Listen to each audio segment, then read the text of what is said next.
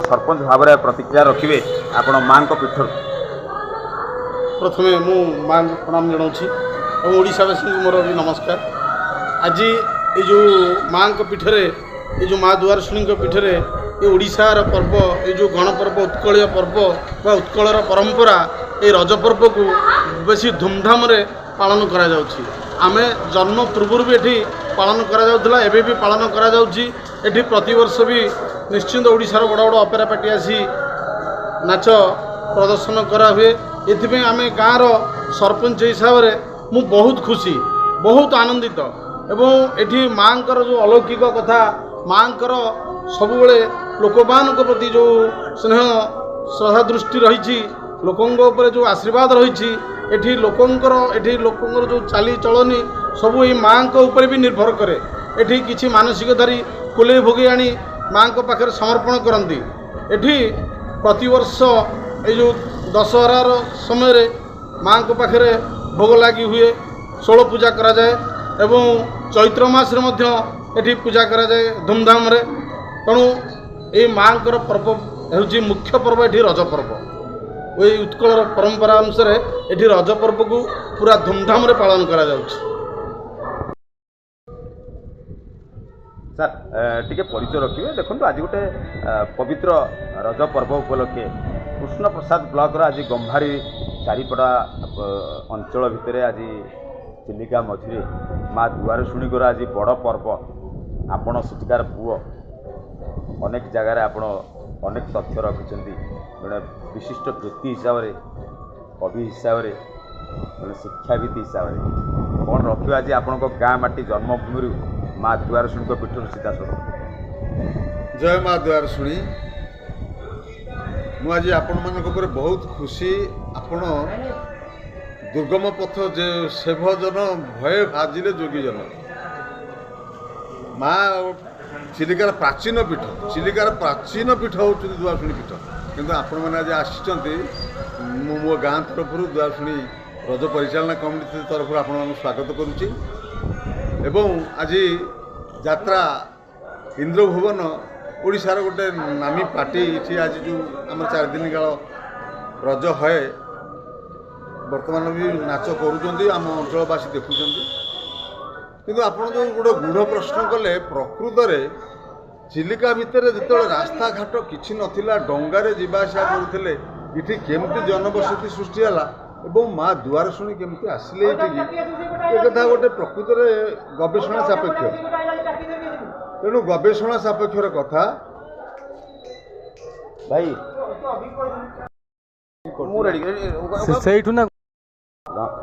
तेणु दुआरशुणी प्रकृत में दुआरशुणी पूर्वर किसी लोक द्वारशुणी बोली कहते किसी वर्ष पूर्व किसी पुरुष पूर्वर द्वारका शुणी बोली कहते किसी पीढ़ी पूर्वर द्वारका मणि बोली कहते एवं माँ जो प्राचीन मंदिर था जोड़ा भागी जाइए इंग्रेज अमल जोटा ये से लेखा था द्वारका शुणी।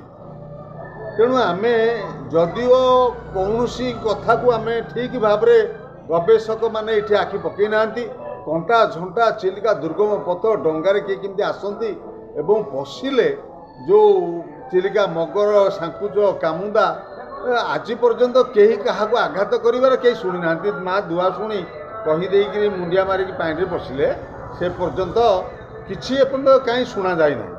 आउ गोटे कथा देखिए चिलिका मझिरे गाँ चारिपट उताल ढेउ बन्या बात्या मरुड़ी आपणकर तितली हुड़ु हुड़ु ढो महाबात्या ठू 1999 सब हो किंतु ये 4 गाँ जो भितर अच्छा किसी कार आप संवाद शुणी नथिबे क्यों न्यूज शुणी नथिबे जे ये भितर चिलिका भितर जो गंभारी गाँ सानबसंतपुर गोलापुर ओडाडीह दुआरशुणी मौजा ये जो अच्छा 5-6 खंड गाँ आखिर कौन क्षति केवे निजे शुणी नथिबे। सर गोटे बड़ प्रश्न रहा जड़े शिक्षाविद हिसाब से विशिष्ट व्यक्ति हिसाब से पुरी जिलार मोर गोटे सीधा सड़क गणमाध्यम तरफ आप गोटे प्रश्न रतबे माणिका पाटना को आसुले प्रभु जगन्नाथ जितेबले आसुले चका नासिकी जगन्नाथ ऐतिह्य कहूँ ए माँ ये किभली भाव ପୂଜା ପାଉଥିଲେ ଆଉ କାହିଁକି ତାଙ୍କ ନାଁ ଆଜି ଦୁଆର ଶୁଣି ହେଲା?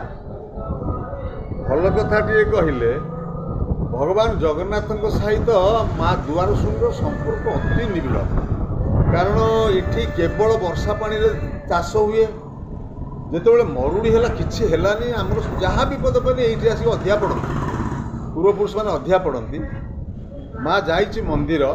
ଆମ ଗାଁରେ ଏବେ ଆପଣ ଦେଖିବେ ଗୋଟେ ପଡ଼ିହାରୀ ପାଟିଆ ଅଛି। ଗାଁ ଲୋକ ସେ ଜମିକି ଆଉ ରିଟର୍ଣ୍ଣ ନେଲେନି, ୱାପସ ନେଲେନି। ପଡ଼ିହାରୀ କହିଲେ, ମା ଯାଇ କହିଲା ପରେ କହିଲେ ନା ଆମେ ଦେଇଦେଇଛୁ। ଯେତେବେଳେ ଦୁଆର ଶୁଣି ଜଗନ୍ନାଥଙ୍କ ସାଙ୍ଗରେ ମଧ୍ୟରାତ୍ରି ପହୁଡ଼ ପୂର୍ବରୁ କଥାବାର୍ତ୍ତା ହେଉଛନ୍ତି ଯେ ପ୍ରଭୁ ମୁଁ କାହିଁ ଚିଲିକା ଭିତରେ ରହିବି, ସେମାନେ ମୋତେ ଦୟନୀ କରୁଛନ୍ତି, ମୋତେ କିଛି ପାଣି ଦିଅନ୍ତୁ। ଟିକେ ବିଜ୍ଞାନ ଯୁଗର ଲୋକ ହସିବେ, ଅସମ୍ଭବ ଭାବିବେ। ଦେବତାମାନଙ୍କର ସେ କଥା ଅଛି। ଆପଣ ଦେଖନ୍ତୁ, ଏଠି ଗଣ୍ଡେ ବର୍ଷା ହେଲେ ସେଠି ମଧ୍ୟ ଖରା ହେଉଛି। ଏମିତି ମଧ୍ୟ କଣ୍ଟ୍ରାକ୍ଟରି କାମ ଭଳିଆ ମଧ୍ୟ ଦେବତାମାନଙ୍କର ଆପଣ ଦେଖ ଅନୁଭବ କରୁଥିବେ। କେଉଁଠି ପବନ ସେଠି ପବନ ନାହିଁ, କେଉଁଠି ବର୍ଷା ସେଠି ବର୍ଷା ନାହିଁ, କେଉଁଠି ଖରା କେଉଁଠି ଛାଇ, ଏମିତି। ତେଣୁ ବର୍ଷା ଯେତେବେଳେ ମା ପ୍ରଭୁ କହିଲେ କାଲି ଯାଅ, ଠିକ୍ ମଧ୍ୟାହ୍ନରେ ବର୍ଷା ହେବ। ପଡ଼ିଆରେ ଶୁଣୁଛନ୍ତି ସେପଟେ ପ୍ରଭୁଙ୍କର ମାଆଙ୍କର କଥା ହେବା, ସେ ପଳେଇ ଆସିଲେ। ପଳେଇ ଆସିକି ଠିକ୍ ତା ପୂର୍ବଦିନ ଗାଁ ବର୍ଷା କାଲି ହେବ, ଆଜି ଗାଁର କୋଠଘରେ ଆଗେ। ସେତେବେଳେ ଗାଁ ସଂସ୍କୃତି କେମିତି ଥିଲା, ଯିଏ ଆସିବ ଅତିଥି ଅଭ୍ୟାଗତ ଭଗବତ ଘରେ ରହିବେ, କୋଠରୁ ତାଙ୍କର ଚର୍ଚ୍ଚା କରାଯିବ ଦେବତା ଜ୍ଞାନରେ। ପୁଣି ପୁରୀ ପଡ଼ିଆରେ ଅଛନ୍ତି, ପଣ୍ଡା ଅଛନ୍ତି, ସେବକ ଆସୁଛନ୍ତି। ଗାଁ ତରଫରୁ ପୁରା ଆନନ୍ଦ ଉଲ୍ଲାସ ଲାଗିଲା। ଏବଂ ମରୁଡ଼ି ହେଉଛି, ବର୍ଷା ହେଉନି, ପୁଣି ନିଜେ ଆସିଛନ୍ତି, ପୁଣି କହିଲେଣି ବର୍ଷା କରେଇଦେବି। ଗାଁ ତରଫରୁ ଖାଇବା ପିଇବା ବ୍ୟବସ୍ଥା କରାଗଲା, ସବୁ ହେଲା। ପଡ଼ିଆରେ କହିଲେ କାଲି 12ଟା ବେଳକୁ ଠିକ୍ ମଧ୍ୟାହ୍ନରେ ଯଦି ବର୍ଷା ନ ହେବ, ମୁଁ ଏଇଠି ରହିଲି, ତୁମେ ଯେଉଁ ଦଣ୍ଡରେ ଦଣ୍ଡିତ କରିବ ମୁଁ ଦଣ୍ଡ ନେବି। କିନ୍ତୁ ଯଦି ବର୍ଷା ହେବ ନା ଆପଣ ଯାହା ଚାହିଁବେ ଆମେ ତାହା ଦେବୁ। ଆମେ ତ ଚିଲିକା ଭିତର କଥା, ଆମର ଏଠି କ'ଣ ଅଛି? କେବଳ ଜମି ବାଡ଼ି ବ୍ୟତୀତ ଆମର ଏଠି କିଛି ନାହିଁ ନା। ସେଇଆ ମୋତେ ଗୋଟିଏ ପାଟିଆ ଜମି ଦେବ ନା ଆମେ ଦେବୁ। ଠିକ୍ 12ଟା ବେଳେ ବର୍ଷା ହେଇଛି। ଗାଁ ବାଲା ପଡ଼ିହାରୀ ପାଟିଆ ଏବେ ବି ଅଛି, ପିଆ ଭୁଇଁରେ ପଡ଼ିହାରୀ ପାଟିଆ ଜମି ଦେଇଦେଲେ। ମା ସେଇଠି ଜଣ ବୟସ୍କ ଲୋକ, ଗୋଟେ ସଂସ୍କାରୀ ଲୋକ ଅଛନ୍ତି, ତାଙ୍କ ଦେହରେ ଉଭା ହେଇକିରି ସେଠି ଯାଇ ଗାଁ ଭିତରେ ପହଞ୍ଚିଲେ। କହିଲେ ପଡ଼ିହାରୀ ସତ କଥା କହ ତ? ମୁଁ ନା ନାଇଁ ମା, କାଲି ପ୍ରଭୁଙ୍କର ତମର କଥାବାର୍ତ୍ତା ହେଲାବେଳେ ମୁଁ ସେପଟେ ଶୁଣିଥିଲି। ମୁଁ ତା ଗ୍ରାମବାସୀଙ୍କୁ କହିଲି, ମୁଁ ତ ଜାଣିଛି ନିଶ୍ଚିତ ବର୍ଷା ପ୍ରଭୁ କହିଛନ୍ତି। ବର୍ଷା ହେଲା ଏବଂ ମୋତେ ଗାଁ ବାଲା ଏଇ ଜମିଟି ପାଟିଆ ନା ନାହିଁ, ସେ ପାଟିଆ ଗାଁ ବାଲା ଦେଇଛନ୍ତି, ତୁମେ ଗ୍ରହଣ କର। ଏବଂ ମା କହିଲେ ଯେ ତମେ ସମସ୍ତେ ଯେଉଁଠି ଏଠି ଠିଆ ହେଇଛ, ସେଠି ସବୁ ଲୋକ ଘଷି ପାରୁଥିଲେ ଗାଁ ମଝିରେ। କହିଲେ ସେ ଘଷିକି ଆଡ଼େଇ ଦିଅ। ଘଷିକି ଆଡ଼େଇ ଦେଲା ପରେ ସେ ଭିତରୁ ଏଡ଼ିକି ଗୋଟେ ଗାଦି ଗୋଟେ ବାହାରିଲେ। ଗାଦି ବାହାରିଲେ ମା କହିଲେ ଦେଖ, ଚିଲିକା ଭିତରେ ତୁମର କୌଣସି ସୁବିଧା ନାହିଁ। ଯାହାକୁ ଯେତେ ବଡ଼ ବିଷଧର ସାପ କାମୁଡ଼ୁ, ଆଜି ପର୍ଯ୍ୟନ୍ତ କୌଣସି ଲୋକ ପ୍ରଭୁ ଗାଦୀଶ୍ୱରଙ୍କ ପାଖରେ ପାଣି ଢଳା ହେଇଛନ୍ତି, ମରିନାହାନ୍ତି। ଯିଏ ପଳେଇ ଯାଇଛନ୍ତି ବା ଜାଣିପାରୁନାହାନ୍ତି ମରିଛନ୍ତି, କିନ୍ତୁ ତାଙ୍କ ପାଖରେ ପାଣି ଢଳା ବୋଧେ କିଏ ମରିନାହାନ୍ତି। ଚିଲିକା ଡଙ୍ଗାରେ ତ ହେଲେ ସେପଟକୁ ଯିବେ, କାହାର ତ ସମସ୍ତଙ୍କ ଡଙ୍ଗା ନଥାଏ, ସେତେ ସୁବିଧା ନଥାଏ। ତେଣୁ ମା କହିଲେ ଏଇଠି ତୁମେ 7 ମାଠିଆ ପାଣି ଢାଳିଦେଲେ ମଧ୍ୟ ଯେତେ ବଡ଼ ବିଷଧର ସାପ ହେଲେ ସେ ରକ୍ଷା ହେବ। ତାହା ମଧ୍ୟ ଗାଦି ବ୍ରହ୍ମ ସେଠି। ଏବେ ଦେଖିବେ କଳି ଯୁଗରେ ସେ ପ୍ରକାଣ୍ଡ ଠାକୁର ବଢ଼ୁଛନ୍ତି, କିଏ ବିଶ୍ୱାସ କରିବେନି। ବର୍ତ୍ତମାନ ଏତେ ମୋଟା ମଣିଷ ଉଚ୍ଚା ହେଲେଣି, କିନ୍ତୁ ଏଡ଼ିକି ପଲମ ଭଳିଆ ସେ ବାହାରିଥିଲେ। ଏବେ ବି ସେଇଠି ପାଣି ଢାଳୁଛନ୍ତି। ଏ ଲୋକ ଏବେ ବିଜ୍ଞାନ ଯୁଗରେ ବି ଡାକ୍ତରଖାନା ଯାଉନାହାନ୍ତି। ସାର୍ ଇତିହାସରେ ଯେଉଁଟା ବର୍ଣ୍ଣନିତ ଅଛି, ମାଣିକା ହାତରୁ ଦହି ପ୍ରଭୁ ଖାଇଥିଲେ, କିନ୍ତୁ ମା ଦୁଆରଶୁଣୀ ହଁ ଏଇଠି ଗୋଟେ ପାଟଣା କୁଦା ଅଛି। ଆମର ଗୋଟେ ପାଟଣା ଖାର ଏଇଠି ଅଛି। ଗୋଟେ ଚକା ପଥର ସେଠି ପଡ଼ିଥିଲା ଏବଂ ଗୋଟେ ଚକା ବରଗଛ ଥିଲା। ଏଇ ଚିଙ୍ଗୁଡ଼ି ପୋଖରୀ ଘେରି ଭିତରେ ଡ୍ରୋଜରରେ ସେ ପଥର କୁଆଡ଼େ ନେଇ ମାଟି ମଡ଼େଇଛନ୍ତି। ସାର୍ ୟା ପରେ ତଥ୍ୟ ଭିତରେ ଆପଣ ପ୍ରଭୁ କହୁଛନ୍ତି, ଦେଖନ୍ତୁ ପ୍ରଭୁ ଆସିଛନ୍ତି। ଗୋଟେ ଦିଅଙ୍କ କୁଦା 200 ମଇଁଷି ଶୋଉଥିଲେ, ତାକୁ ମଧ୍ୟ ତାଡ଼ି ଦେଇଛନ୍ତି। ତେଣୁ ଦୁଆରଶୁଣୀଙ୍କ ପାଖରେ ଭଗବାନ 18 ଥର ଆସୁଛନ୍ତି ଚିଲିକାକୁ। 18 ଥର ଭିତରେ ଗୋଟେ ଥର ତକିଖା ଏବଂ କଳା ପାହାଡ଼ ଯେତେବେଳେ ଏଇଠୁ ଚିଲିକାରୁ ବାନ୍ଧିବେ, ଦାନପାତ୍ର ଯେଉଁ ଘଟଣାଟା କହିଦେଲେ, ଗଡ଼କୁକଲ ଦାନପାତ୍ର କହିଦେଲେ, କଳା ପାହାଡ଼ ଯେତେବେଳେ ବାନ୍ଧିକି ନେଲା, ପ୍ରଭୁ ଏଇଠି ହାତୀନାଳ ଆପଣ ଦେଖିବେ, ଯେଉଁଠି ହାତୀ ଲାଖି ଯାଇଥିଲା।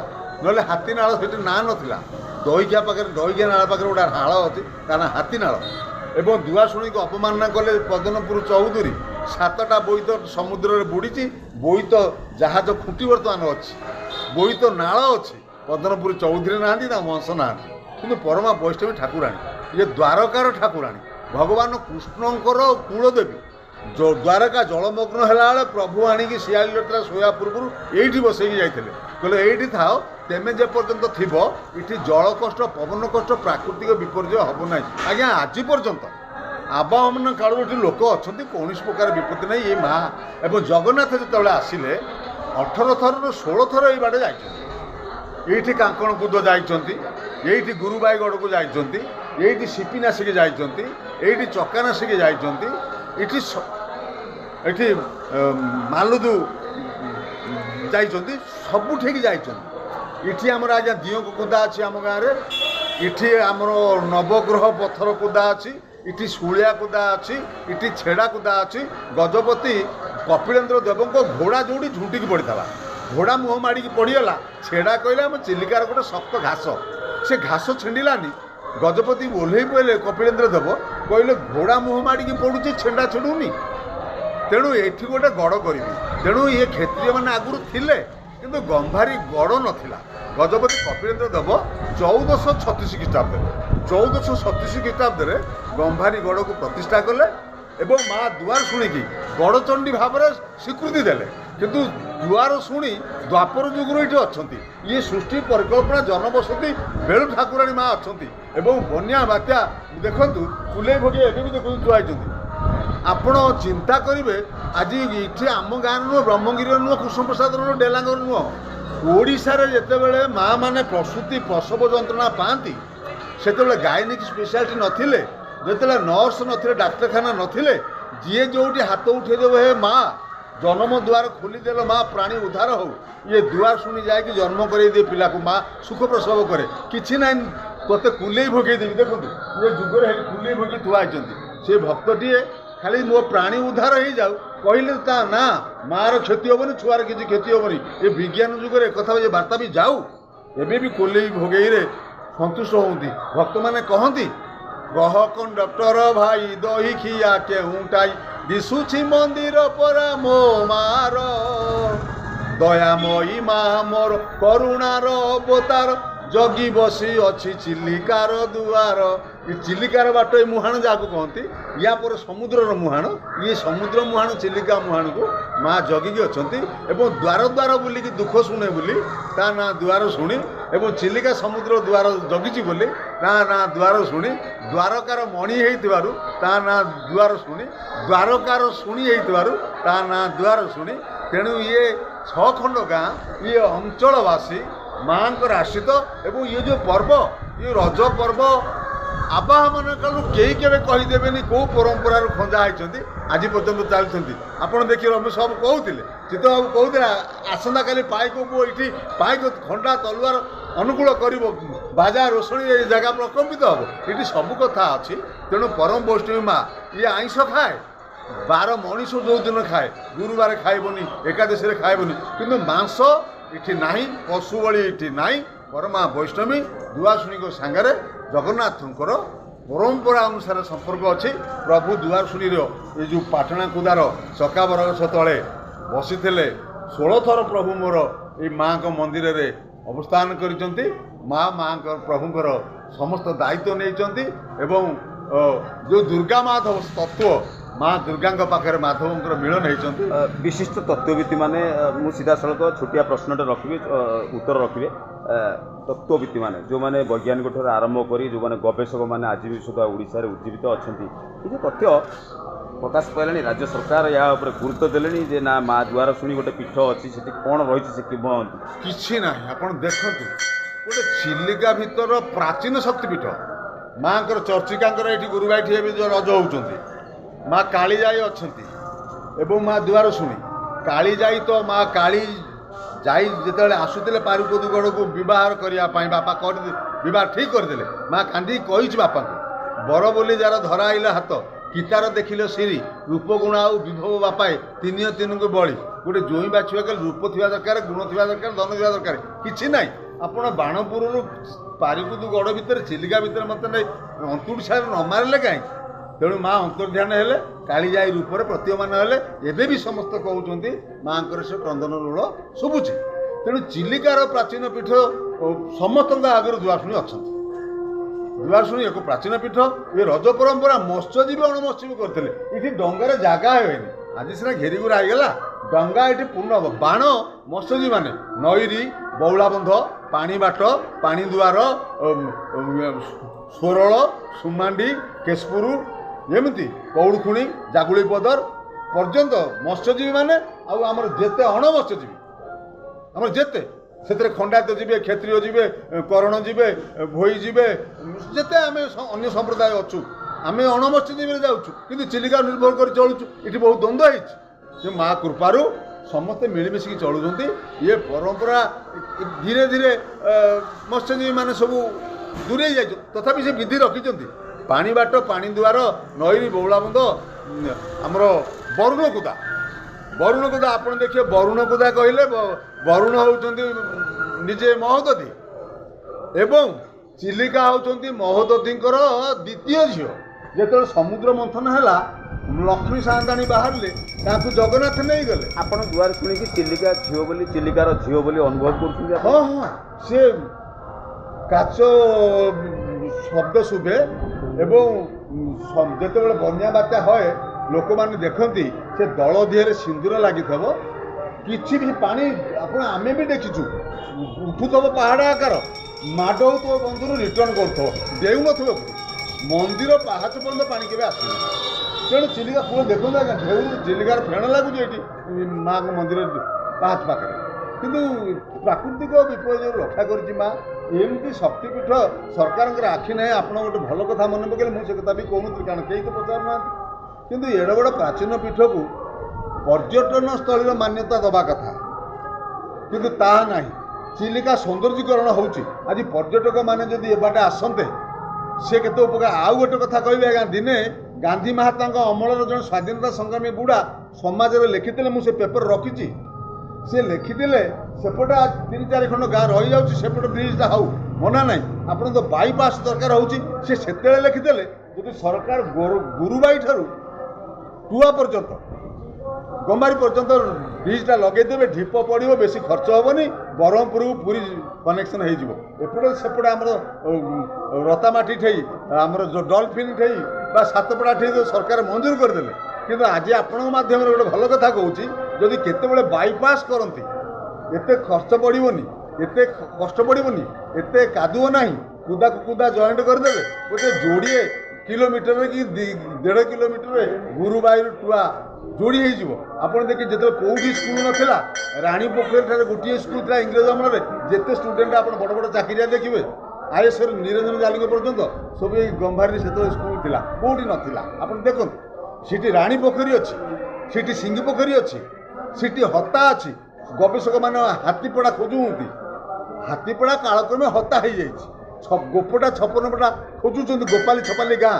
ଆମର ଏଇ ନାସି ଦେଖନ୍ତୁ, ଗୋଟେ ନାସି ନା ଗୋପଟା, ଆଉ ଗୋଟେ ନାସି ନା 56ପଟା, କିନ୍ତୁ ଗୋପାଲି ଛପାନି ପାଉନାହାନ୍ତି କିଏ। ଏଇଠି ସବୁ ଅଛି। ଏବଂ ଯାହା ମା ଦୁଆରଶୁଣୀଙ୍କର ପୀଠରେ ଆପଣମାନେ ଉପସ୍ଥିତ ଅଛନ୍ତି, ଇଏ ରଜ ପର୍ବରେ ଆମେ ଆମ ଗ୍ରାମବାସୀଙ୍କ ତରଫରୁ ଏବଂ ରଜ କମିଟି ତରଫରୁ ଆପଣଙ୍କୁ ଆମେ ସ୍ୱାଗତ କରୁଛୁ। ଏବଂ ଇଏ ବାର୍ତ୍ତା ଆପଣଙ୍କ ମାଧ୍ୟମରେ ସମସ୍ତ ଗବେଷକମାନଙ୍କ ପାଖରେ, ସରକାରଙ୍କ ପାଖରେ, ବୁଦ୍ଧିଜୀବୀମାନଙ୍କ ପହଞ୍ଚୁ। ଜୟ ମା ଦୁଆରଶୁଣୀ, ଜୟ ମା ଦୁଆରଶୁଣୀ, ଜୟ ମା ଦୁଆରଶୁଣୀ। ତାହେଲେ ଟିକେ ପରିଚୟ ରଖନ୍ତୁ। ମୋର ନାଁ ନିରଞ୍ଜନ ରିପୁ, ପିତା ମୃତ ନୀଳକଣ୍ଠ ରିପୁ। ମୁଁ ହେଉଛି ଏ ଗାଁର ଠାକୁରାଣୀଙ୍କର ସେବକ। ଆମେ ପୂର୍ବପୁରୁଷମାନଙ୍କର କଥା ଅନୁସାରେ ମା ସ୍ୱରଣରେ ଥିଲା ଆଦି ପୀଠ ଏବଂ ସେମାନେ ଯେତେବେଳେ ବଂଶାନୁକ୍ରମିକ ସେଠୁ ଏଇ ଗମ୍ଭାରୀ ଚାରିପଟାକୁ ଆସିଲେ, ସେତେବେଳେ ମାଆକୁ ସାଥିରେ ଧରିକି ଆସିଥିଲେ ଏବଂ ସେମାନେ ପ୍ରଥମେ ଗୋଟେ କଇଁଆ ଗଛଟେ ଥିଲା, ତେନ୍ତୁଳି ଗଛ ପାଖରେ ଗୋଟେ କୋଠା ଘରଟେ ଥିଲା। ସେଇଟା ହେଉଛି ମାଆଙ୍କର ପ୍ରଥମ ସ୍ଥାନ ଏବଂ ସେଠି ପୂର୍ବପୁରୁଷମାନେ ହିଁ ପୂଜା କରୁଥିଲେ। କିନ୍ତୁ କାଳକ୍ରମେ ଗାଁର ଉନ୍ନତି ହେଲା ଏବଂ ଗାଁର ସବୁକିଛି ସମସ୍ତେ ଯେତେବେଳେ ସମର୍ଥ ହେଲେ, ପ୍ରତ୍ୟେକ କ୍ଷେତ୍ରରେ, ଆର୍ଥିକ ସ୍ଥିତି କ୍ଷେତ୍ରରେ ଏବଂ ଶିକ୍ଷା କ୍ଷେତ୍ରରେ ଏବଂ ବାହାରକୁ ସେମାନେ ଗଲେ, ତାପରେ ଗାଁର ଲୋକମାନଙ୍କ ମିଳିତ ଉଦ୍ୟମରେ ଗାଁ ଠାକୁରାଣୀ ପାଖାପାଖି 50 ହାତ ପଛକୁ ଆସିଲେ। ଏ ପଛରେ ହେଉଥିଲେ ନୂଆ ମନ୍ଦିର ଏବଂ ନୂଆ ବେଢ଼ା ଏବଂ ବଂଶାନୁକ୍ରମିକମାନେ ଆମେ କ୍ରମ ଅନୁସାରେ ଆମେ ବି ଠାକୁରାଣୀଙ୍କର ପୂଜା କରି ଆସିଛୁ ଏବଂ ଏହାର କିମ୍ବଦନ୍ତୀ ନିଶ୍ଚିତ ପୂର୍ବପୁରୁଷ ଆଡ଼ୁ ରହିଛି। ଏବଂ ଇଏ ହେଉଛନ୍ତି ଦ୍ୱାରପାଳ, ଦ୍ୱାର ଶୁଣି, ଯିଏକି ଯେଉଁ ଦୁଃଖର ବିନାଶିନୀ। আজি আজি রজ পর্বরে আপনার গাঁ আজি উৎসব মুখ পালটিছি মাঁ পীঠ আজি হসি উঠুছি তো ছোটিয়া কথা আপনার টিকে কেতে কেতে আনন্দিত অছেন? ନିଶ୍ଚିନ୍ତ ସେଇ ମାଆର ଆମେ ହେଲୁ ସନ୍ତାନ। ମା ପାଇଁ ସବୁକିଛି ଏବଂ ଯେତେବେଳେ ମା ପାଇଁ ଖାଲି ଏଇ ଚାରି ଗାଁ ନୁହେଁ, ଚାରି ଗାଁର ପ୍ରତ୍ୟେକ ଘରକୁ ଦେଖିବେ କାହା ଘରେ ଏମିତି ଖାଲି ନାହିଁ, ଯେଉଁଟାକି ପ୍ରତ୍ୟେକ ଘରେ ସମସ୍ତେ ଆନନ୍ଦ ଅନୁଭବ କରୁଛନ୍ତି। ଯିଏ ଯେଉଁଠି ବନ୍ଧୁବାନ୍ଧବ ସମସ୍ତେ ଅଛନ୍ତି। ଏ ଚାରି ଗାଁର ପ୍ରଥମ ପର୍ବ ହେଉଛି ରଜ ପର୍ବ ଏବଂ ପ୍ରସିଦ୍ଧ ପର୍ବ, ଯିଏକି ସାରା ଓଡ଼ିଶାରେ ଏବଂ ସାରା ଆମ ଯଦି ପୁରୀ ଜିଲ୍ଲାରେ କହିବ ଯେ ଗମ୍ଭାରୀ ଗାଁର ରଜ ପର୍ବ ବୋଲି ସମସ୍ତେ ଜାଣନ୍ତି ଏବଂ ଓଡ଼ିଶାର ବି ରଜ ପର୍ବ କହିଲେ ଗମ୍ଭାରୀରେ ସମସ୍ତେ ଜାଣନ୍ତି ଏବଂ ଏଇଟାକୁ ଏମାନେ ଅତି ଆନନ୍ଦ ଉଲ୍ଲାସରେ ପୂଜା କରୁଛନ୍ତି ଏବଂ ମାଆର ଆଶୀର୍ବାଦରୁ ମୁଁ ବି ଆସି ଏଠି ତାଙ୍କର ପୂଜା ପାଇଁକା ମୋତେ ସୁଯୋଗ ମିଳିଥାଏ। ମୁଁ ବି ନିଜକୁ ଧନ୍ୟ ମନେ କରୁଛି, କାରଣ ମୁଁ ଚାକିରି ଖଣ୍ଡିଏ ସରକାରୀ ଚାକିରି ଖଣ୍ଡିଏ ବାହାର କରିଥିଲି କି ଠାକୁରାଣୀଙ୍କର ସେବା କରିବା ପାଇଁକା ମୋତେ ସୁଯୋଗ ମିଳିଥିବାରୁ ମୁଁ ବି ନିଜକୁ ଧନ୍ୟ ମନେ କରୁଛି ଏବଂ ଆପଣମାନଙ୍କ ପାଖରେ ଆଜି ମୁଁ ନିଜକୁ କୃତଜ୍ଞ ମନୁଛି। ସେଇ ମାଆର ଆଶୀର୍ବାଦରେ ମୁଁ ଆଜି ବାହାରେ ଗୋଟେ ନିଜର ପରିଚୟ ସୃଷ୍ଟି କରିପାରିଛି। ତେଣୁ ସେ ମାଆକୁ ମୁଁ କେବେ ଭୁଲିକି କୁଆଡ଼େ ବି ଯାଇପାରିବି ନାହିଁ। ଯେଉଁଠି ଥିଲେ ବି ଦିନେ ନା ଦିନେ ସେ ମାଆର ସେବା କରିବା ପାଇଁ ଆସିବି ଏବଂ ସେଇଟା ହିଁ ମୋର ଶେଷ ପର୍ଯ୍ୟନ୍ତ ବୋଲି ମୁଁ ନିଶ୍ଚିନ୍ତ ସ୍ଥିର କରିଛି।